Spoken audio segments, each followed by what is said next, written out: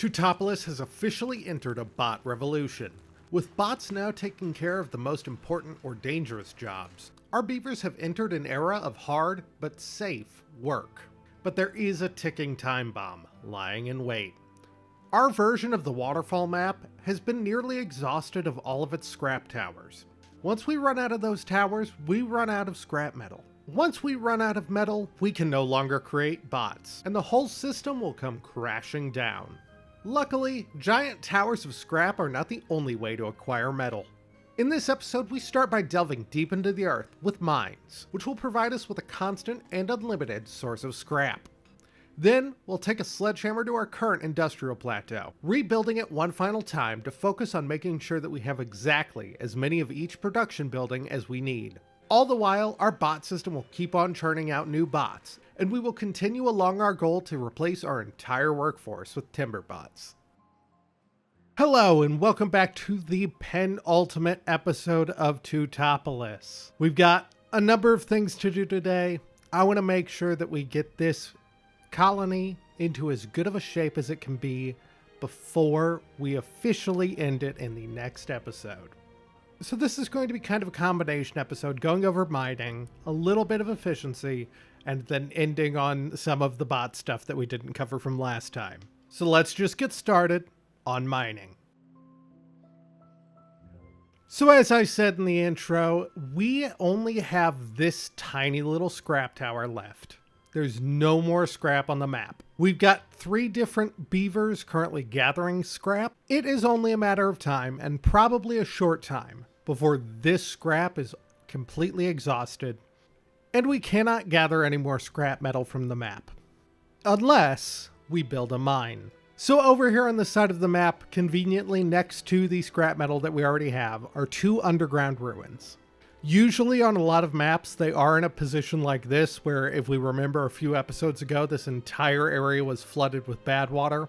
So usually they are somewhere that is going to be inconvenient to get to and require some doing to use. I believe that is an intentional gameplay mechanic. So for the folktales, underground ruins only do a single thing. If we come down here to metal and we go to the final option of a mine, we can build a mine on top of one of these underground ruins, and it will provide an infinite source of scrap metal. Now, the mine itself is going to be 250 logs, 350 gears, and 200 treated planks. It's going to cost 4,000 science points, and then it's going to take a single treated plank an hour, and it's going to produce 5 scrap metal. Other things to keep in mind, it does take 10 jobs, and every single one of these jobs is going to be about as dangerous as any of these bot producing jobs over here. So we will want to fill it with bots as soon as possible. So we are just going to come down here to metal, and we're going to unlock the mine because we have way more than enough science points with 400,000. And then we will see that this is just placed directly on top of the mine. It doesn't matter which way it's facing, but I'm going to face it towards this path. And then our beavers will come over here to start building it. I'm also going to just initially unlock this place for bots for 1,000 science points. And we have more than enough bots once it is actually ready to be built. Or I guess once it is actually built and ready to be used. Now, I have to guess that we might run out of some of these materials in the process because, as we can see here, we're going to deplete our gears in less than 1 day. We will go over why I can see that now later on in the episode once we get to the efficiency section. Since we are going to need to pretty dramatically increase the amount of gears that we have fairly quickly, I am just going to build us a few more gear workshops. And I also feel comfortable doing this because none of this is going to stay. And it is a good thing we have a bit of a stockpile of all of these parts because, as we can see, we are using gears about as fast as we can make them. And here we go. It looks like this beaver may, in fact, finish our mine. And there we go. So our mine instantly filled with 10 bots, more than enough. As we can see, it's going to take treated planks. It's going to create scrap. It requires no power or anything like that. I am going to delete these 3 storage buildings. I'm going to build more mine-focused ones. We will need treated planks. We will need somewhere to put scrap, and then we will need biofuel for the bots to use. So this will obtain treated planks. This will export scrap metal, and this will obtain biofuel. So now this should be chugging away with all these bots. It'll produce tons of scrap metal, and we will not have to worry about this being depleted. And if you are wondering why I do not put another mine over on this underground ruin, mostly just because I don't feel like we need it. We don't need that much metal. This will produce more than enough scrap metal than what we need, at least as far as I could tell. So this one is just going to be empty for now. And with this mine built, it is time to move on to the next part of the episode, which is going to be preparing for efficiency by expanding our farming. So while I want to, in this episode, rebuild this entire industrial plateau to make it more efficient, doing so is going to be almost entirely pointless if we do not get some of our raw material production under control.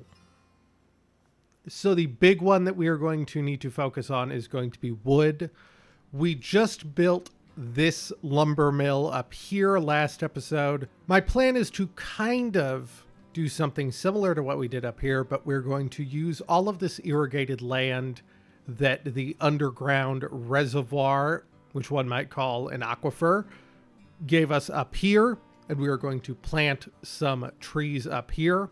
We are also going to use this area to farm spatterdock, because we are going to use that as the much more efficient way to make biofuel, which is going to require a little bit of terraforming and a little bit of clever use of these sluices. And then we are going to expand our maple farm, because with all of these catalysts, this simply does not provide us enough maple anymore. And since space is limited over here, we are going to take this maple farm and we are going to build it upward. For that, we're going to use a slightly different design than we used over here, because it is going to be not necessarily more efficient, but different, and I think an interesting way.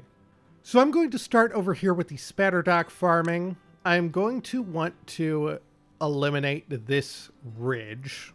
And then I also need to make sure that because our bad water does overflow a little bit over here, that I'm going to catch it, really, is the goal. And all of that is complete. So we can just blow a whole lot of this out of here. And with all that gone, the only thing we need to do here now is we need to take this sluice, which was at one point our bad water diversion, but since our bad water now diverts through here, we no longer need it for that. We're going to set above downstream depth to 0.75. We're going to turn off close below contamination, and it is just going to flood this area over here to about that 0.75 mark. And then this is going to be where we build our spatterdock farm. Oop, and it looks like 0.7 might be a little high for that. Let's turn it down to 0.6. And then right here in what is currently flooded, we are going to build an aquatics farmhouse. We are going to turn it this way so that it covers the entire flooded area here, and then plant crops spatterdock throughout the entire thing. And then over here near our zipline station, I am going to build us a small storage for spatterdock and a small tank for biofuel. Since the rest of this is a large and irrigated area that we are not going to use for anything else, I am also going to build a forester right here. I'm going to build a few lumberjack flags. And then with all that building, there's one thing I want to do before this all gets built. If we come over here to our district center, there is a new option since last episode. It's going to be workers allowed in new buildings. Since we're producing so many bots, we're just going to want every single new job to be taken by bots. So we're going to turn this from beavers to bots, and that is going to mean that any new building that is built, assuming that the building has already had the ability to be filled by bots, opened. Like here, this forester actually does not have this workplace open for bots, so when this gets built, it'll be filled by a beaver. We can just open that up. The 2 lumberjack flags will be fine. But now, since that option on the district center is checked, these will be filled by bots, or they should be filled by bots rather than beavers. I believe because I had set them down before I had actually built them, they were taken by beavers rather than bots. And that is true. That setting does only apply to new buildings in the sense of buildings that have not even been placed on the ground yet. But with this large area now open to farming by our forester, I am going to get planting, taking oaks and putting them basically everywhere over here.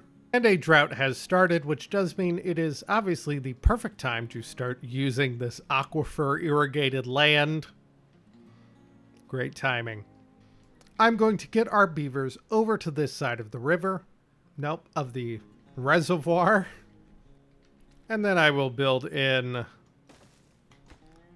a zipline station.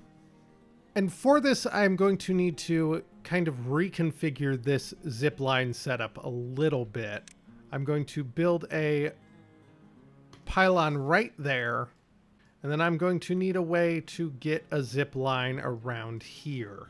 But I also want it to be high up because I don't want it to conflict with any of the trees that are going to be planted. So something like that should do the trick over here. And then on the other side, I'm just going to take the same zipline station and I'm going to connect that up on the other side here. And then I am also going to, real quick, from up here, I'm going to make us a bunch of terrain blocks to fill in this area. That should all remain irrigated, but filling it in like that will make it a bit easier to plant things up here. And then we will go ahead and get our forester. Now, for trees up here, I'm going to once again do oak trees, but then we are also going to make our way down to this lower terrace, and we are going to repeat the whole process that we've already done. And perhaps controversially, once we get this built down here, we're going to use this for pine trees, because though the oaks will be almost constant, they won't be as constant as our wood generation would be if we had a few more pine trees. And right now, with a constant wood demand, we need a bit more of a constant wood production. And with both of those foresters built, we can move on to the final natural resource we need. So we need more maple syrup. We are making catalyst, and as we can see, we actually have none, which is going to take more maple syrup than we have, along with our 2 maple pastry farms. So to do that, I'm simply going to extend our current maple farm upward, because I don't want to lose out on any of the trees that we grow and cut down over here, other than I might do some of these. So to do this, we are going to essentially delete all of the corner trees here. And then in the corners, I'm going to build 2 high platforms. And then above them, I'm going to build 6 long overhangs. And then from upon this scaffolding, we are just going to once again take our 6x1s. We're going to go on both sides all the way across. Then, with our raised platform, we will take terrain blocks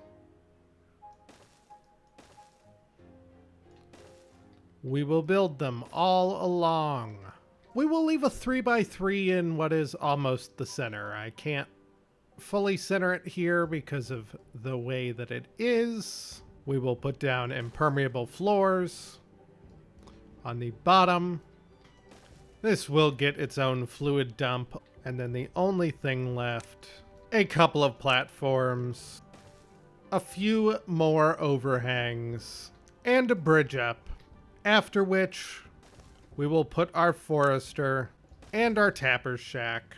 And then once all of this is built, we will plant our maple and start growing things over here. But that, honestly, is going to take a lot of time. Especially because of how bad of shape this is in. So we will let our beavers in the farming district build this on their own time. And we will move on to reconfiguring our factory area. And I'm sure if you've been watching this series for a while, you're glad that we're finally redoing this area. So while parts of this area were originally pretty planned, as you can see from a couple spaces, the industrial plateau has grown as the colony has, which means that we've got some things like these paper mills right next to where the paper goes, being these printing presses. And then we have this whole smattering of whatever the heck is going on over here. We've got two centrifuges completely far away from each other. It is what one might call an absolute mess. So we are going to take the time to tear it down and rebuild it from the ground up, taking into account things like making sure there's enough storage, making sure similar uses, by which I mean wood workshops and gears both use planks, are next to each other so that our haulers are not having to go all over the place just to move materials from one building to the other. We're also going to make sure there's an adequate number of every single production building here and that we're not overbuilding and not underbuilding. For example, right now we do have too few lumber mills, but we have far too many explosives factories for what we need. And I have a list of how many of every single production building that we need. And the way I have figured this out is with the mod Good Statistics. Now, some of you may have already noticed that I have it installed because as we can see up here, there's a little down arrow next to our wood. That is Good Statistics giving us an indication that we are using more wood than we are generating currently. And it will do this if we have these material views open for every single material that we have. Now, for a lot of them, such as these dandelions, we'll see there's no arrow. That's probably because either we aren't using dandelions at all, or we are basically keeping consistent at 270 across the board. For some, we will see an up arrow, meaning that we are producing slightly more than we are using, which is good for things like metal, which are used in other production, or scrap metal, which is used in the production of metal. We obviously see a down arrow for lumber. There's also 2 and 3 up arrows for when you're generating moderately or a lot more than you need and you're filling up the storage quickly. But essentially before this episode, I took this mod, I made extra storage for basically everything on the map, and I just let it simulate for about an hour. And after that, I got a pretty good idea of what we were generating too much and too little of. Now, Good Statistics also gives us another view if we go in here to our Manage Settlement button and then go all the way to the far right, it's Good Statistics. And we will see that not only do we have these up and down arrows, we get a graph of how many goods are being stored over time, as well as an estimate from the mod of how many days it'll be until those good storages are either full or depleted. So as we see, we have 71 days before our biofuel is completely depleted, and we have 37 days until our scrap metal is completely filled. Now, alternatively, we can see punch cards here just has a M dash. That's because there's nothing in here. It will never be filled, and it will continue to be about 0 with our current setup. And then on the flip side, you have Badwater up here, which also has that M dash, and that's because it will continue to be pretty much full it's not moving up or down from what is currently being stored. You even see that with chestnuts here, which are kind of going up and down, but staying at that same amount of stored material. And we can see how it looks for either the Tutopolis Center District or the Farming District. So we can separate that into districts or just look at the general view. And as a warning, if you install this mod, you're not going to have any of this to start out with. It takes about a week in game for there to be enough info for it to start predicting how long it's going to take for different storages to be filled. But beyond that, since I have done that work off camera, we can start tearing this place apart and adding in our buildings. So I'm going to do this in 2 separate halves because honestly, I'm worried if I do the entire thing at once, we'll destroy all of our production and then we don't have enough stored for it to bounce back. So I'm going to start with the first thing I have determined that we need. That's going to be 12 lumber mills. And I'm going to put these one back so that we have enough room for storage. And that will be a trend through most of this build. Now we're only going to build 3 lumber mills right here for the moment because we're going to need to move this path over to build in our last one. Next, we're going to eliminate all of this. And here is where we will build our woodwork shops. And then since we now have more than enough plank generation, I'm going to go ahead and without destroying our planks, I'm going to get rid of all of this, including most of the paths. And I will leave the game paused for this just to make sure that we don't ruin anything. So we will get our 4th lumber mill. We'll do some tunnels there so that we can make sure that we bring power all the way over here. And yes, this is a little redundant, but I think it's sometimes good to make sure that you have extra places to pull power from. And then right across from all of these lumber mills, we shall put our 8 gear workshops.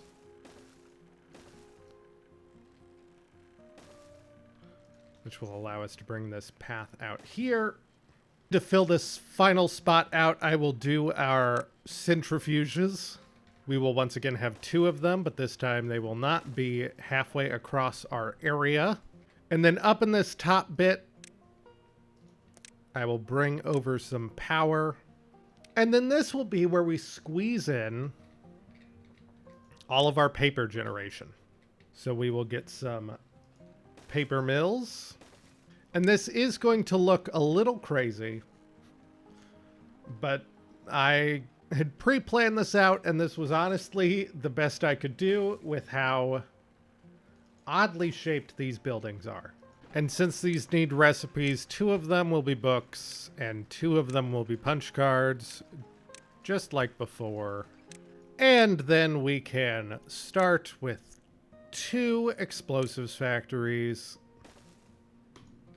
2 smelters, and 4 refineries. Now this is basically what we will need to be generating what we need and not over-generating other than a little bit to build up our storage. But as we will see if we look at our statistics again, we're actually losing almost everything over here. And that's because if we look at, for instance, this lumber mill, we're currently working at below 50% capacity because we have also destroyed all of our storage over here. So we're going to go through. And for example, for these lumber mills, we're going to get small piles in front of each, and I'm going to alternate wood and planks. And I will do that for every single building here.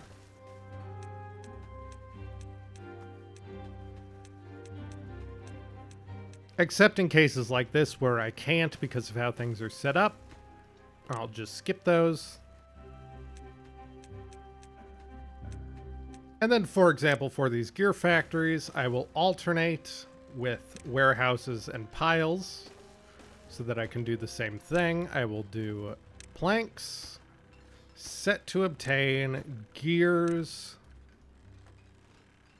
set to freeze, set to supply. And then I will just do that for everything here.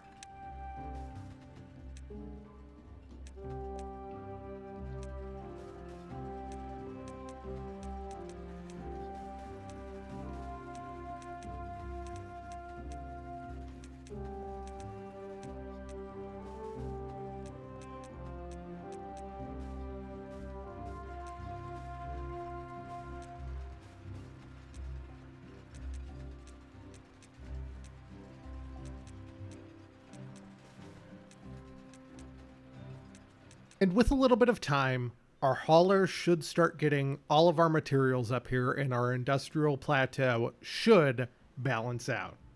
There are, however, two more things I need to do with this area here. Number one, I have destroyed almost all of our zipline connections up to this area, and I will need to reestablish those. Two, since every worker over here is a bot, I will need to put a few more places where biofuel is stored. So, for example, someone working at this paper mill doesn't have to walk all the way down here just to get biofuel. That's not very efficient.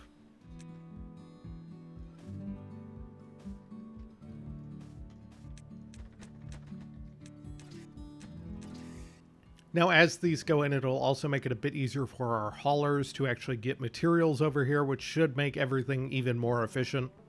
Also, I'm realizing now I destroyed and never replaced my grist mills. So I am just going to place those right here over in the corner, and I will build them some storage before the end of this episode. But I do need to make sure that I have my wheat and cattail flour being made and not just wasted. And with all those zip lines in and all of that storage settling, it's time for us to move on to finishing up our bot revolution. So as we can see from both our bot view up here as well as the area around our district center, we've generated a lot of bots that are currently walking around, using up their durability, using up biofuel, and doing basically nothing.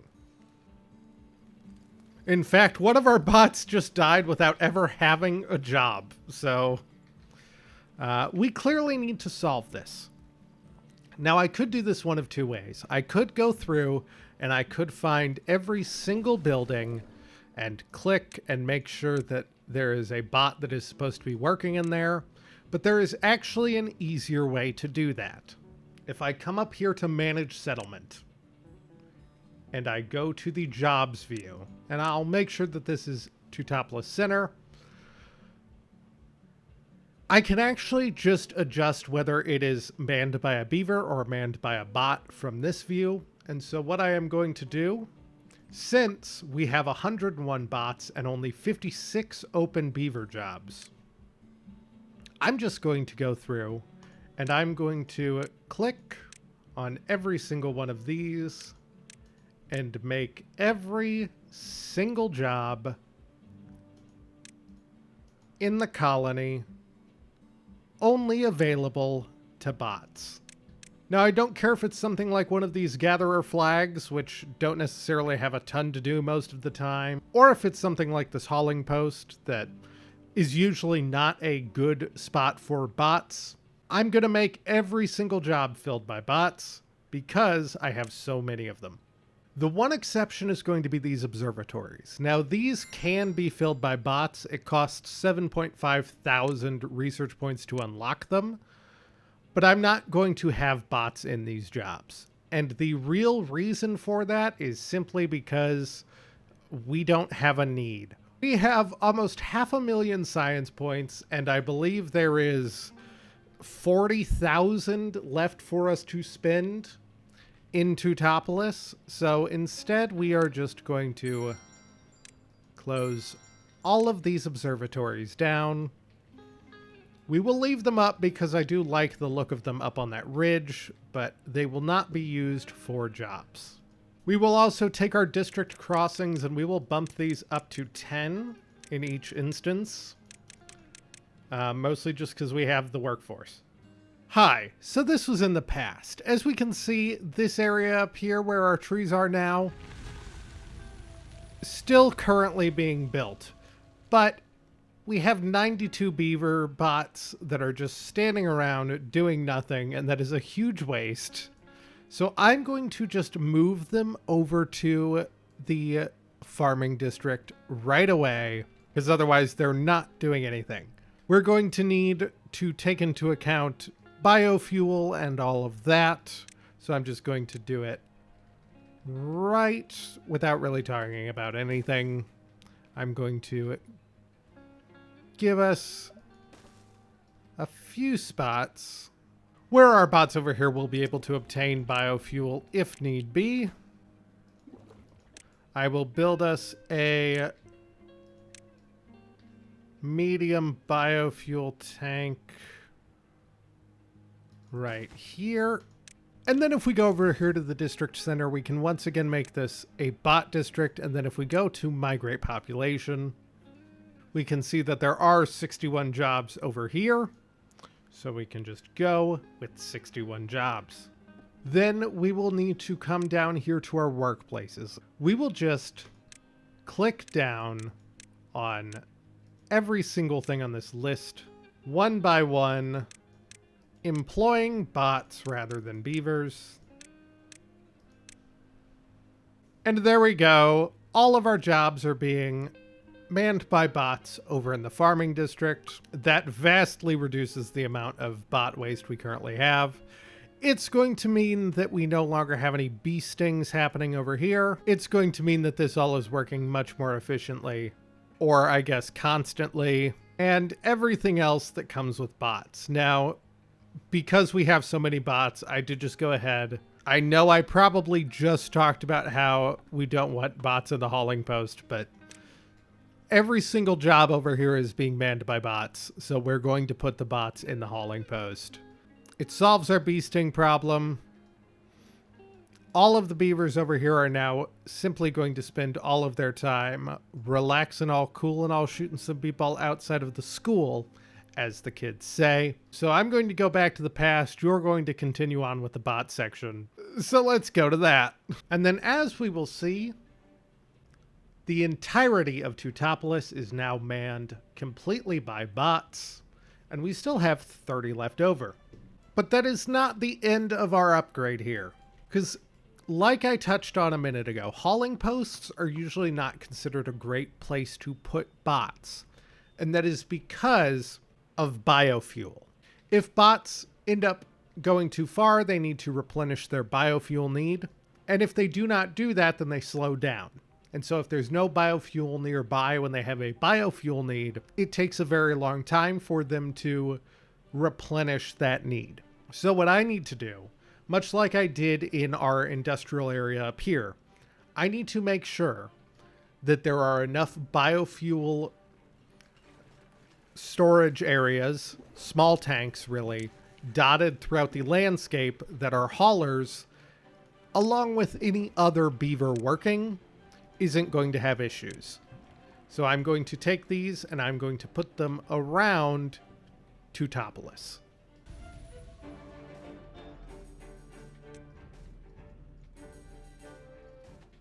Now, the other thing that I could and I will do a little bit of is add some places with catalyst or punch cards. However, these are not going to be as important to have every single spot on our map. So I'm just going to kind of dot them around where I have open space. And if I don't have open space, I just won't worry about it. And now with a few more jobs up here available to bring our total bots that are not working down to about 9. although it's jumping up because everything is flooding over here. But it is about 5 to 10 at most times. There's a few more things I want to talk about when it comes to optimizing bots that I am not necessarily going to do in Tutopolis, but are going to be things that are important to know. So the first thing I do need to address, as some people rightly pointed out in the comments of the last episode, I have built 4 towers for making bots here, and I have built 4 bot assemblers. With the amount of bot parts that bot part factories make, in theory, I should be able to have 8 bot assemblies. Now I could go ahead and I could, if I dragged power over here, start building 4 more of them right here, and not, again, this is in theory, run out of bot parts. That said, some of these are not exactly performing super efficiently, partially because we're out of planks. And I personally prefer to have more bot parts in case anything goes wrong, such as we run out of planks entirely. For a little bit, I don't want our bot population falling below an acceptable level. And quite honestly, we have way more than enough bots here. Although part of that appears to be because of flooding currently. But we have extra bots, and we don't actually need any more bot assemblers. Now, we could probably get away with 2 or maybe 3 here without actually using up all of these materials. If we look at good statistics, we can see that chassis are going up a little bit. Heads and limbs are staying pretty constant. But ultimately, I'm just going to leave this as it sits right now and not change it at all. Because again, we have more than enough bots. And the last thing I want to show that I'm actually not going to use, so I'm going to build this and then I'm going to reload and older save.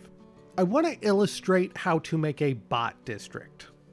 So I don't need to do this on this map because we have zip lines, and honestly, with zip lines, this mine is pretty close to everything else in our colony. But say it wasn't. Or say we didn't have zip lines and the mine was all the way up here. So there would be significant travel time if any bot over here decided they needed to pass all the way back to our main district. Much like the reason that we use districts over on this side of the map, because we don't want our beavers over here having to go all the way over here and vice versa when they don't need to. And similarly to the farming district, we could make a district for basically just this mine because it is manned entirely by bots.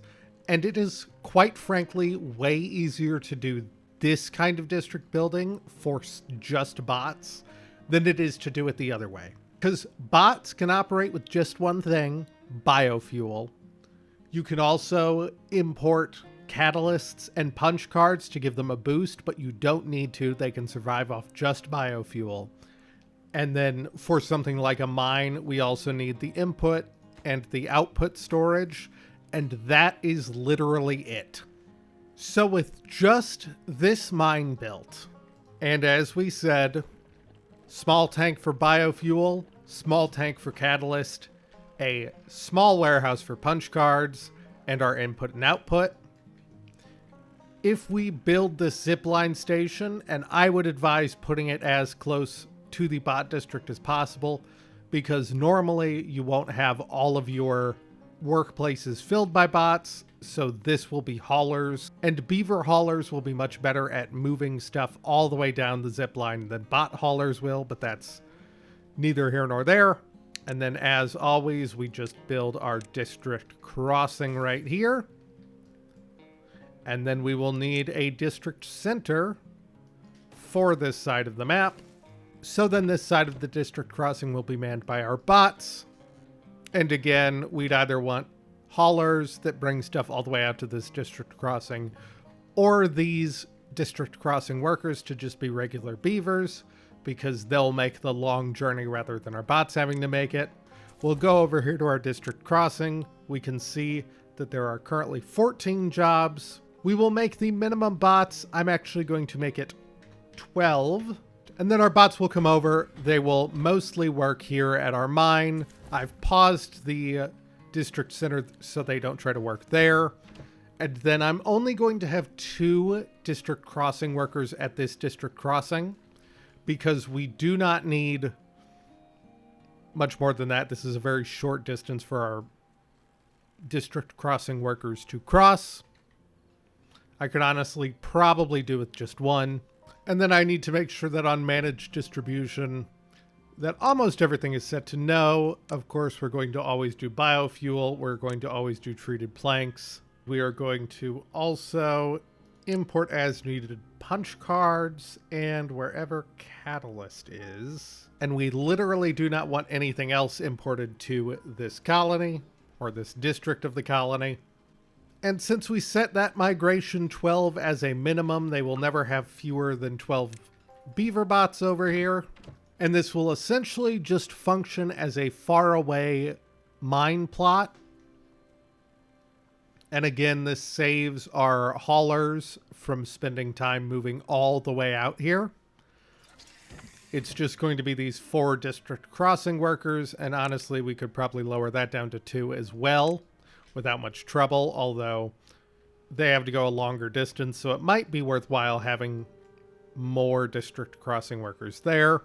But since we don't need lodging and we don't need any sort of well-being bonus for bots, we could set this type of thing up pretty much anywhere that's far away, and it'll just chug along. It should almost never have any issues because, again, the main thing it needs is going to be this biofuel and these treated planks. In reality, if I was doing this, I might give it larger storages for probably biofuel, treated planks, and scrap metal, but realistically, something this small and this compact will work fine and not have any issues other than maybe not moving scrap metal out quick enough. But that is how a bot district works. And with all that settled, and this tree farm finally being built, now that we have made enough planks to build all these platforms, did not realize that was going to be such an issue, but it also makes sense. There are just a few things left to do. In the last video, I asked for some suggestions for what to do with some of the unused space in Tutopolis. And one of the things that I think I definitely need to do, we've got a lot of empty space underneath these aqueducts, and I'm going to put some storage there. Quite frankly, we are not storing as much as we need to of certain things. So I'm going to move some underneath this aqueduct, and maybe if the fancy strikes me underneath this a little bit.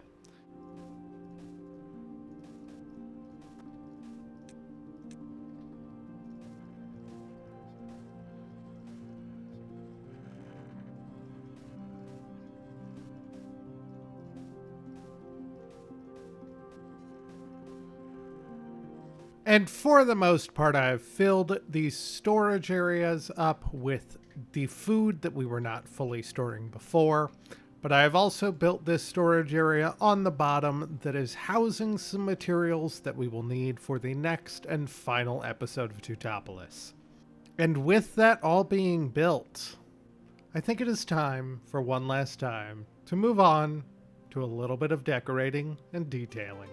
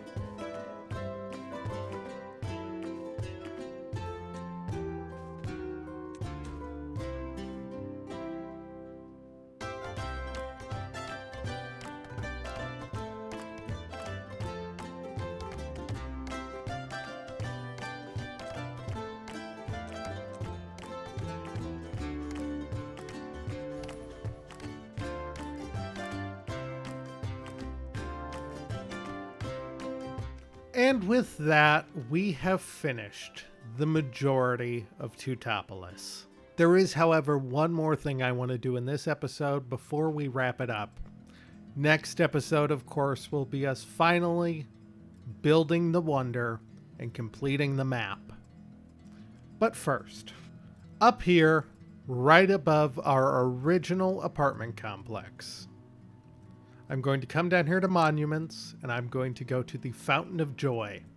Now this is going to be 400 planks, 100 treated planks, and 300 metal. It's going to cost us 12,000 science points. We have, one would say, far more than that. I'm going to unlock it, and I'm going to place it right up here, above everything. That'll cover all of our houses over here. And then we will need another one over in this area. So I will build a second in the river here. That will cover up almost all of the houses, but at the very least it'll be covering most of the leisure over here. And there we go. We have boosted our beaver happiness from 55 to 60. So here we go. Udabo down here has 65 happiness. That gives him plus 240 working speed. Of course, he doesn't work. Plus 65% movement speed and more than doubles his life expectancy. So we are going to have some very long-lived beavers. With that, the second to last episode of the Timberborn Beginner Survival Guide comes to a close. We are so very nearly done, with 65 average happiness and a 100% unemployment rate. But there is still one major goal left to go: building the Earth Recultivator and officially finishing the map. So if you wish to see this through and watch as we finish up Tutopolis, please remember to subscribe. The algorithm may bring you back here for the finale, but if you want to see it as it happens, that's the best way to do so. Alternatively, consider joining my Discord. You'll see a notification every time I post a video, so you can be one of the very first people to see the finale episode. As always, thank you so much for watching. I realize you could be doing anything at all with your time, but you decided to spend probably an hour of it with me and the citizens of Tutopolis, and I truly thank you for that. As it has always been, and sadly now, for a final time, Tutopolis will return. Goodbye.